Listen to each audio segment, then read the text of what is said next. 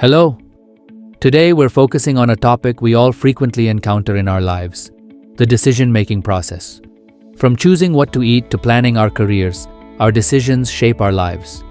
But have you ever wondered how our brain makes these decisions? What factors influence us? Today, we're going to explore this.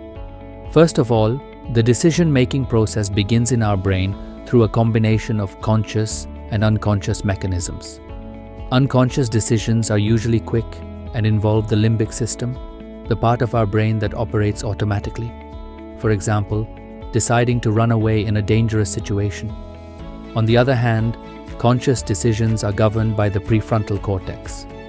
This area allows us to think logically, plan, and analyze. When you're shopping and compare prices before buying something, that's a conscious decision.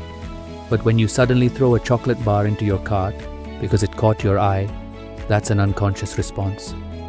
Our brain doesn't rely solely on logic when making decisions. Our emotions also play a major role. Hormones like dopamine, the happiness hormone, can steer us towards certain choices.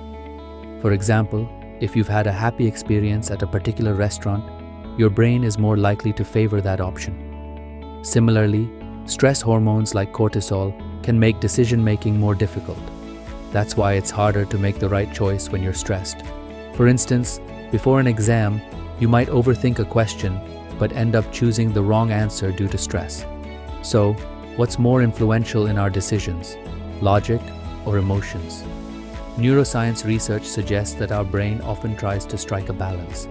According to a study by Antonio Damasio, it's nearly impossible to make healthy decisions without emotions. This is because emotions help us quickly evaluate the pros and cons of our options. For example, when you receive a job offer, analyzing the salary is a logical step, but emotional factors like your happiness in the workplace can have a more significant long-term impact. Decision-making is an activity that can tire out our brain.